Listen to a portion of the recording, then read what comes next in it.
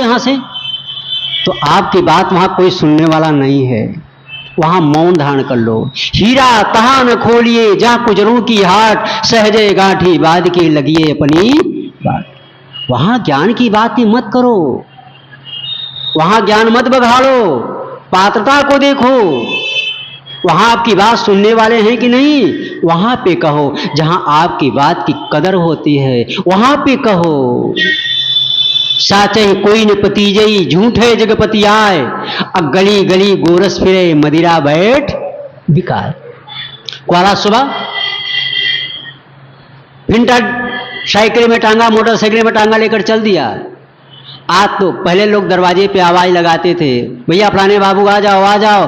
आवाज, बटन दबा दिए, बिल बज गया, हाँ दूल्हा आ गया। और शराब की दुकान पे कोई बिल बजाता है? वहां तो लाइन लगाए हैं, कोई बुलाने नहीं जाता, और दूल्हा बेचारा तो बुलाता भी है।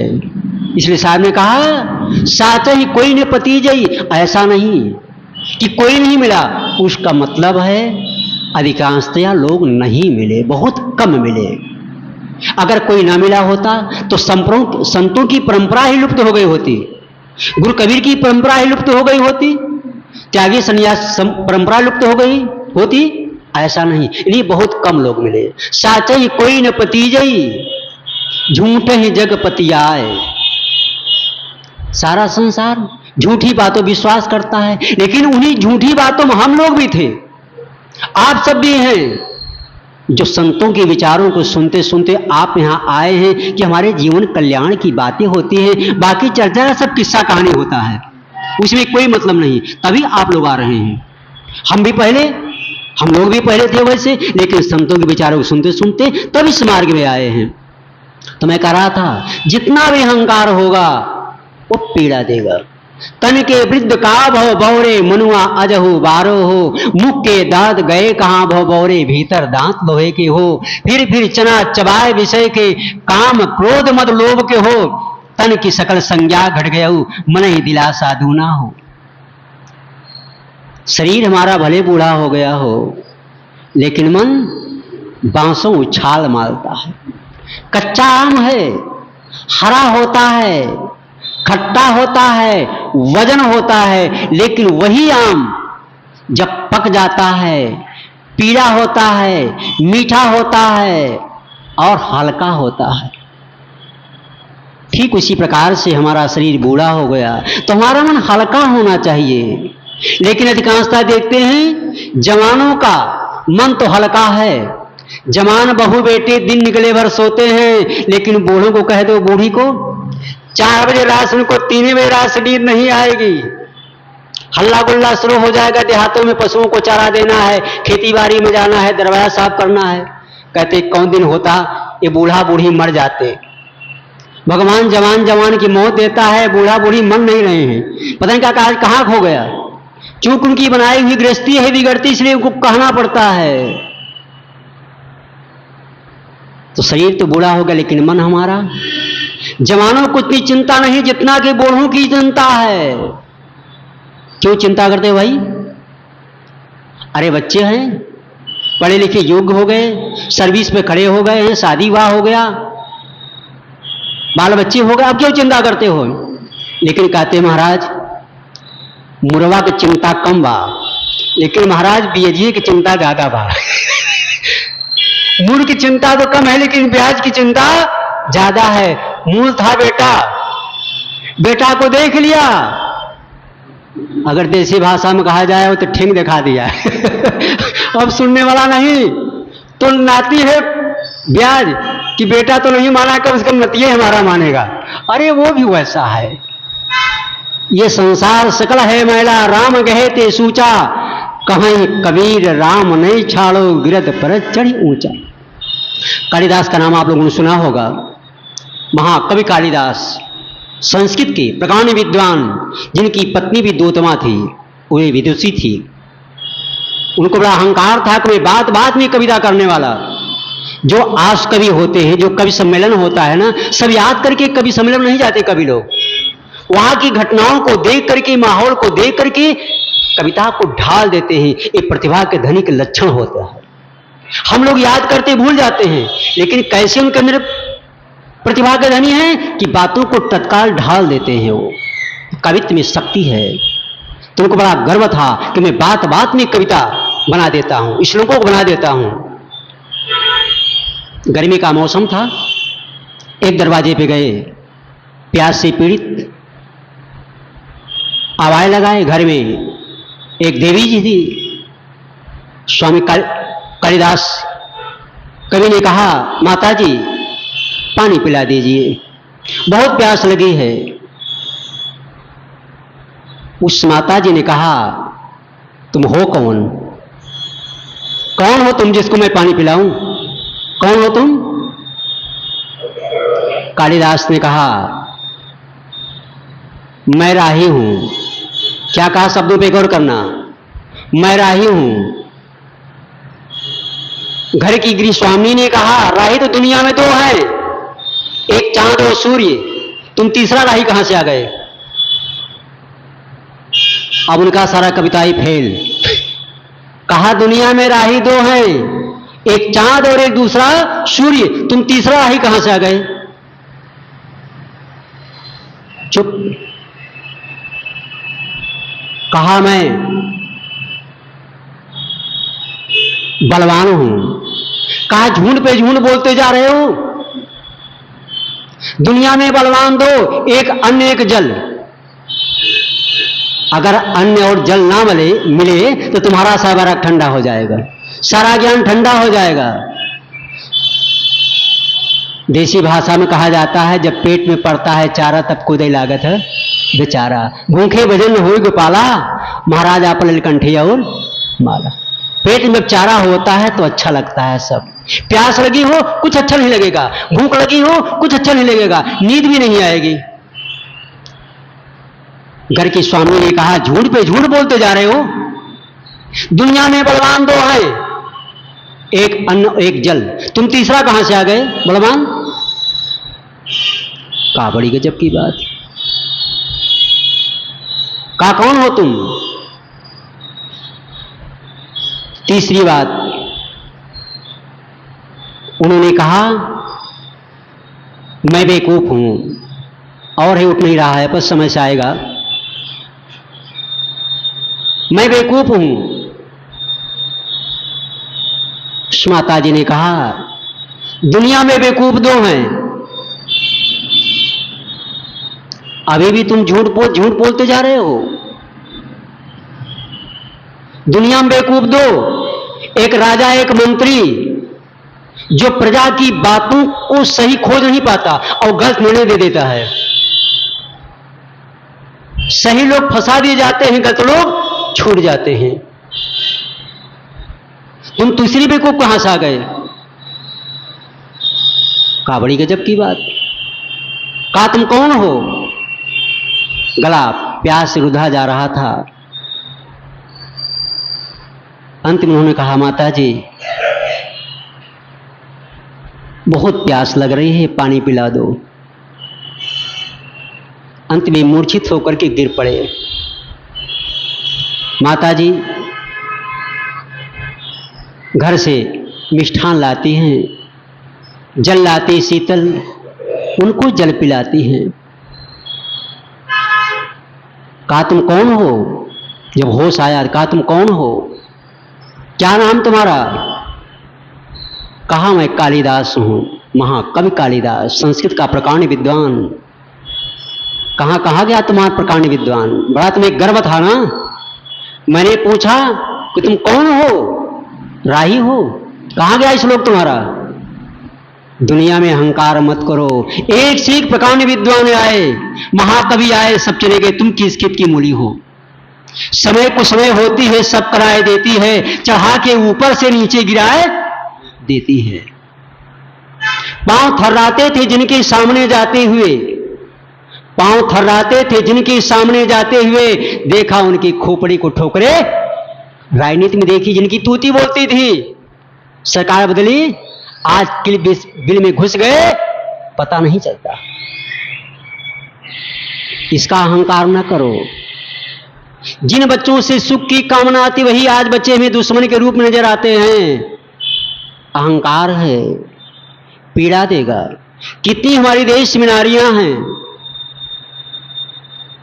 ज्ञानी हैं, विदुषी हैं, अपने पति को भी धर्म मार्ग में लगा दिया। आप लोगों ने सुना होगा भागवत में कथा, चुड़ाला। चुड़ाला नाम की एक प्राणी थी, उसके पति का नाम था शिखध्वज। क्या नाम था? शिखध्वज। महादेहाभिमानी, महालंपट, विषयी, पामर, महाअहंकारी।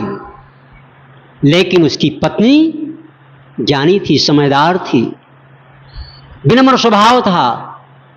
अपने पति को बार बार समझाती है, राजन त्याग करो, त्याग करो।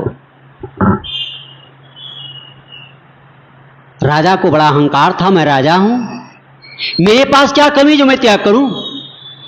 लेकिन पत्नी बार बार, चुड़ाला बार बार समझाती है, राजन त्याग करो, त्याग करो। किसी बात को बार बार कहने पे आदमी के अंदर में एक प्रकार का ठेस उत्पन्न होता है।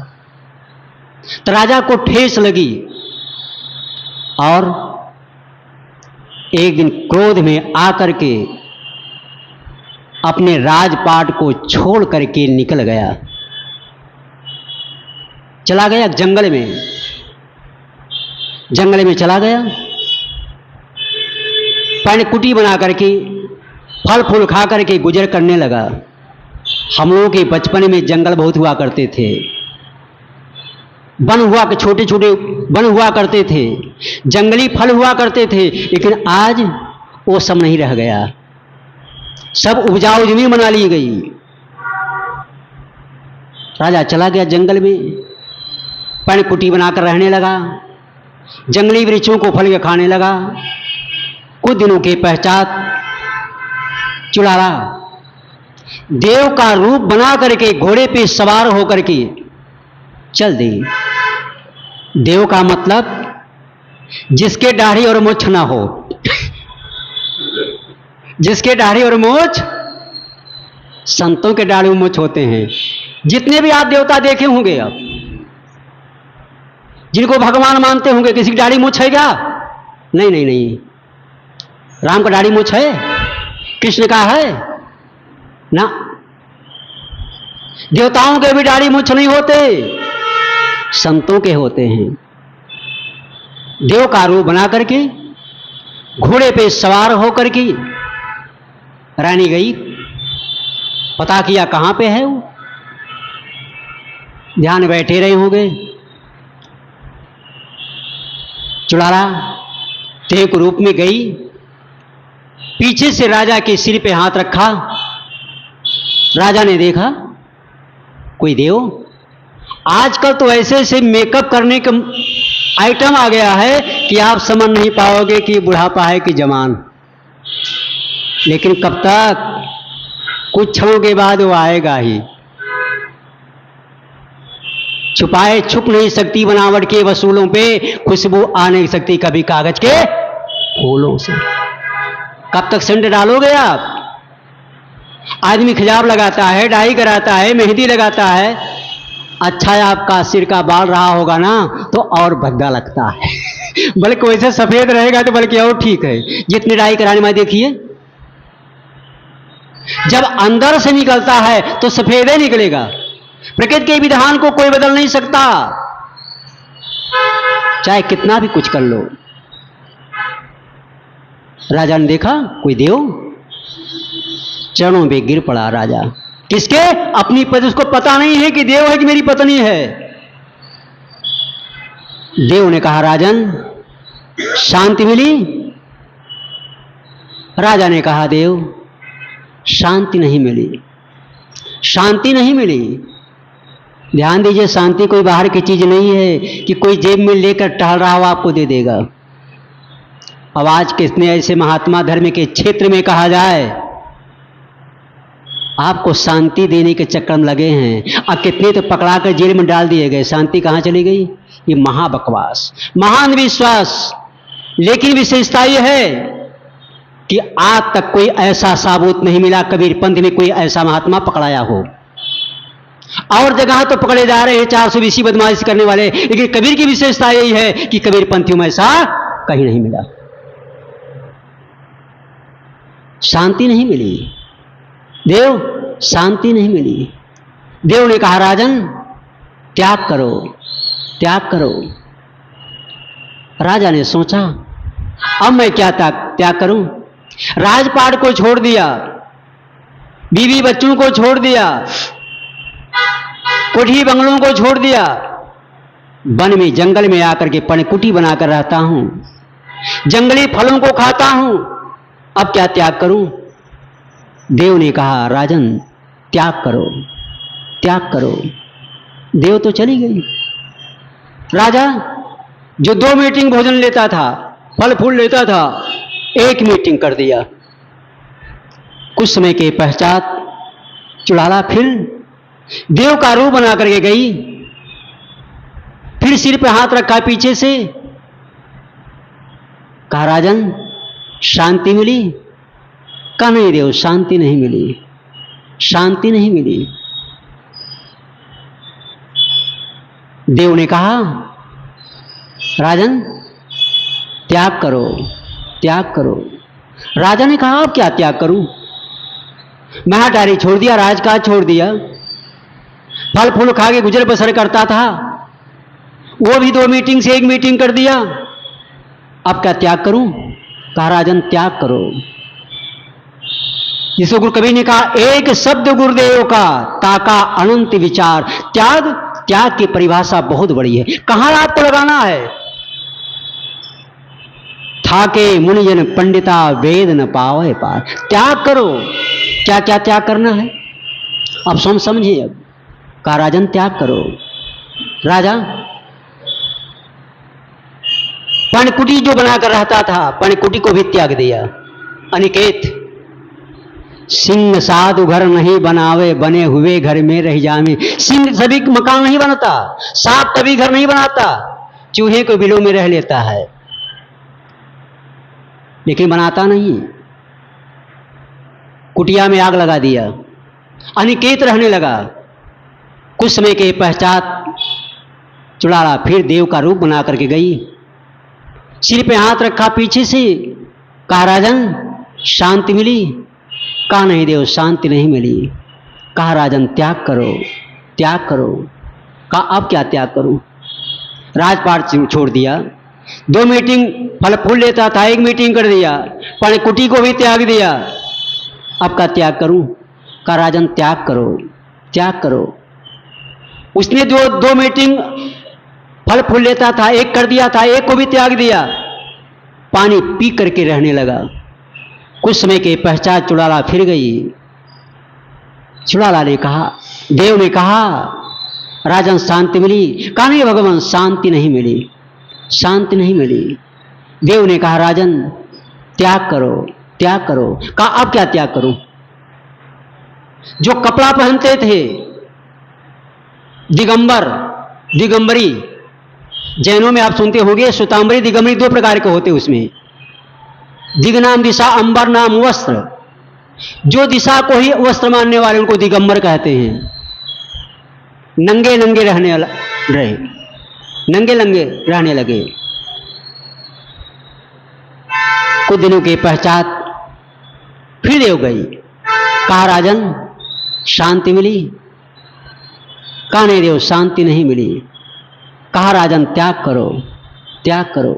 कहा अब मैं क्या त्याग करूं? कहा अब न रहेगा बांस न बजेगी बांसुरी। पहले कुआं हुआ करते थे, बावलियां हुआ करती थी, अभी भी महाराष्ट्र इत्यादि में जाओ, अभी भी बावली का रिवाज वहां भी है। अपने शरीर को गिराना चाहा कि उसमें कूद जाऊं कि न रहेगा बांस न बजेगी बांसुरी। देव ने उसके हाथ को पकड़ लिया।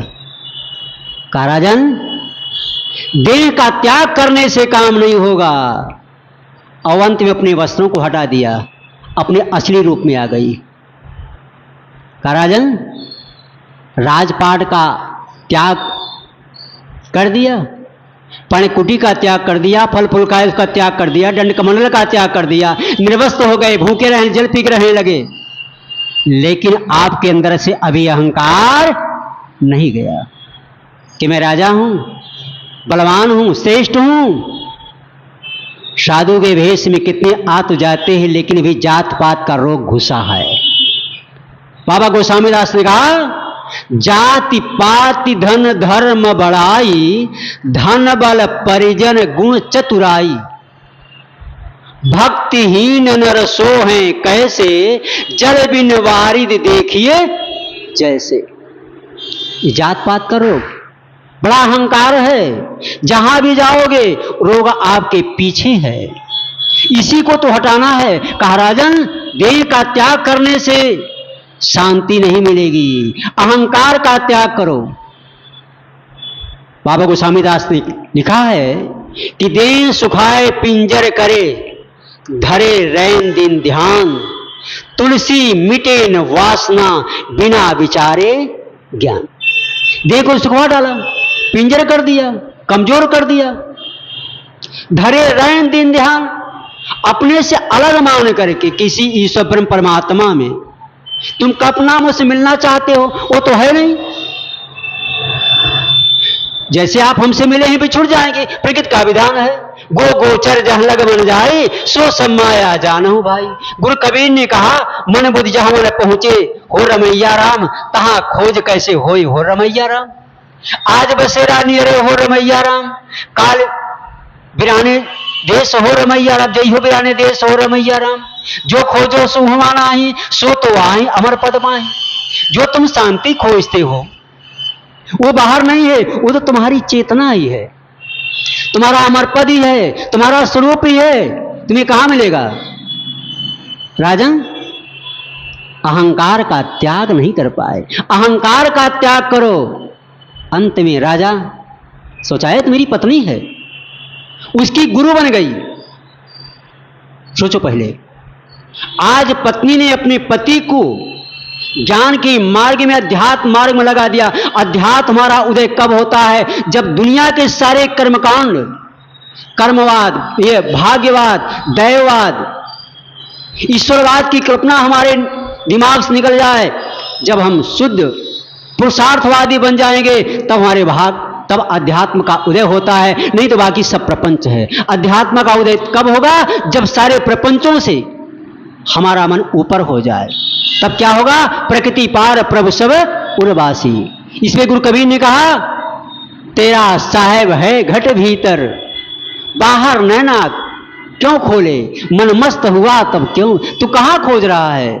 अहंकार मूल रोड़ा है, अहंकार को मिटाओ। संतों के सत्संग में जाते हैं, ग्रंथों का अध्ययन करते हैं, किसके लिए? हमारा अहंकार, हमारे अहंकार का मर्दन हो। और जितनी मात्रा में हमारे अहंकार का मर्दन होता जाएगा, उतना हमारा मन निर्मल होता जाएगा। अब मन में शांति के समान, मन की शांति के समान दूसरा कोई दुनिया में सुख नहीं है। आप सबको बार बार धन्यवाद है कि आप सब कबीर मंदिर में संतों के विचारों को सुनने के लिए आप आते हैं।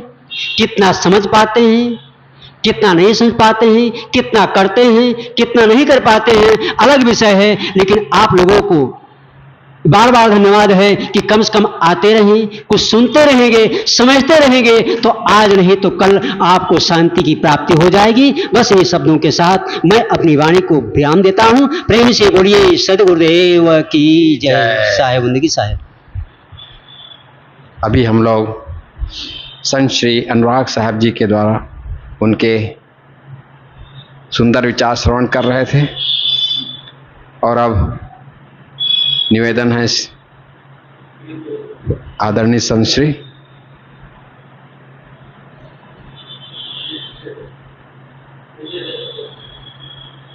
थोड़ी देर के लिए आदरणीय संत श्री वीरेंद्र साहब जी से निवेदन है कि आप थोड़ी देर हम सब के बीच अपने अमूल्य विचार रखें।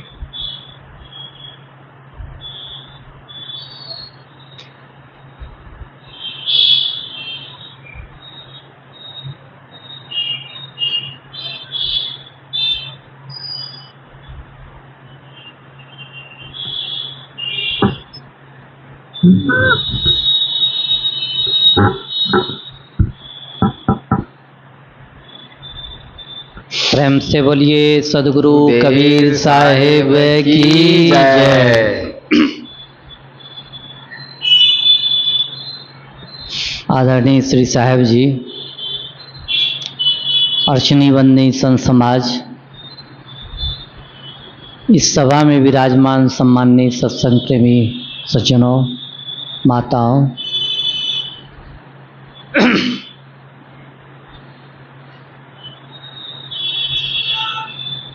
जीवन में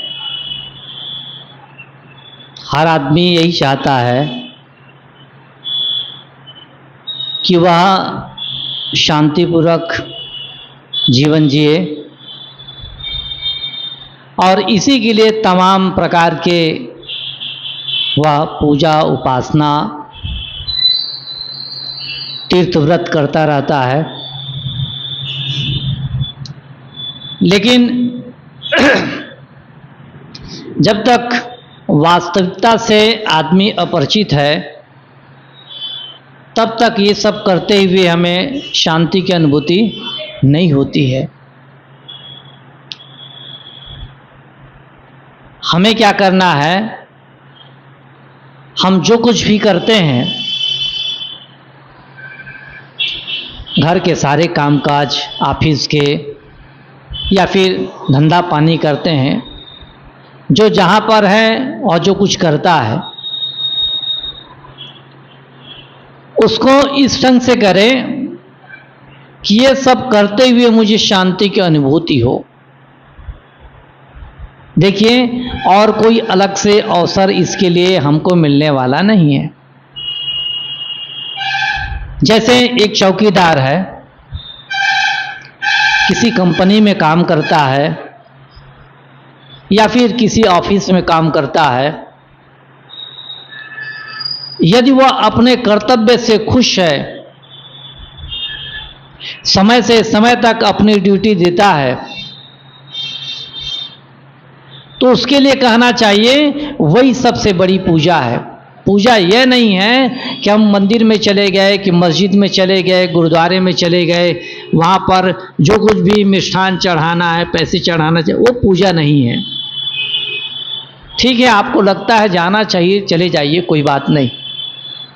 लेकिन असली पूजा है कर्म क्षेत्र, जहाँ से हर आदमी अपने को निराश पाता है। वहाँ पर सही ढंग से पूजा नहीं कर पाता है, सही ढंग से अपने कर्मों का संपादन नहीं कर पाता है, इसलिए जीवन में दुखी बना रहता है। और जहाँ पर उसे ज़्यादा समय देने की ज़रूरत नहीं है, वहाँ पर इतना समय देता है, इतना समय देता है, बहुत समय देता है। लेकिन जहाँ पर अपने कर्तव्यों का निर्वहन करते हुए बड़ी बारीकी से अपने मन, वाणी और इंद्रियों को देखना चाहिए, स्वभाव को देखना चाहिए, वहाँ पर वो नहीं देखता है। कहना चाहिए अपने कर्तव्य क्षेत्र में ही हमको अपने आप को देखना है, और वहीं से हमको संतुष्टि मिलती है। लेकिन आदमी का ध्यान इधर कम होता है, इसलिए सब कुछ करते हुए भी, सारी चीजें उनके पास होते हुए भी, वो क्या है, अनाथ जैसा बैठा रहता है। अनाथ का मतलब वो जीवन में अशांति का अनुभव करता है। इसलिए हम सबको चाहिए अपने कर्तव्यों का हम बड़ी ईमानदारी से निर्वहन करें। इसके समान दुनिया में न कोई ईश्वर है, न कोई परमात्मा है, न कोई देवी है, न कोई देवता है। इसको हमको रट लेना चाहिए। और जब हम ऐसा मानकर चलते हैं, कोई भी छोटा सा छोटा काम करते हैं, वहीं से हमको संतुष्टि मिलने वाली है। लेकिन इन बातों को हम भूल जाया करते हैं, इसीलिए जीवन भर हम अशांति का रोना, शांति का रोना रोते हैं कि हमें जीवन में शांति नहीं है। सदगुरु कबीर ने कहा कि वस्तु अंते खोजे, अंते क्यों कर आवे हाथ, और सज्जन सोई सराहिए जो पारख राखे साथ। भाई वस्तु कोई दूसरी जगह है, वस्तु किसी दूसरी जगह है और किसी दूसरी जगह उसकी हम तलाश कर रहे हैं। तो हम जीवन भर अनादिकाल का हमारा समय यूं ही बीत गया, लेकिन वो वस्तु हमको मिलने वाली नहीं है और मिली भी नहीं है। इसी तरह से आज का जीवन बीतेगा और यदि विवेक नहीं है तो आगे का भी जीवन बीतेगा। तो सद्गुरु कहते हैं विवेक दृष्टि रखो। मन में यदि विवेक उदय हो गया तो हमको क्या है, बाहर जाने की जरूरत नहीं है। घर एक मंदिर है, हमारे यहाँ जितने लोग चल फिर रहे हैं, प्राणी, माता पिता, पत्नी, बच्चे, दादा दादी, ये सब क्या है, ईश्वर नहीं है तो क्या है। लेकिन आदमी के दिमाग को लगवा मार गया है, इनको ईश्वर परमात्मा वो समझ नहीं पाता है। ईश्वर परमात्मा कहीं बाहर है। इस बुद्धि को हमको लौटाने की आवश्यकता, ये भ्रम है ये।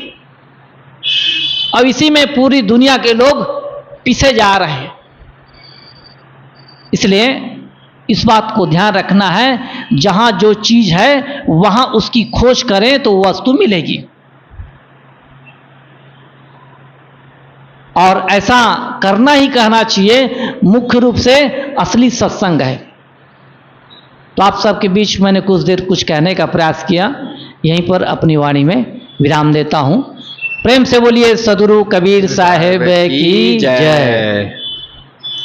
अभी हम लोग आदरणीय संत श्री वीरेंद्र साहब के सुंदर विचार श्रवण किए, और अब निवेदन है श्रद्धेय संत श्री गुरुवेंद्र साहब से, आप अपने अमूल्य विचारों से हम सबको लाभान्वित करें।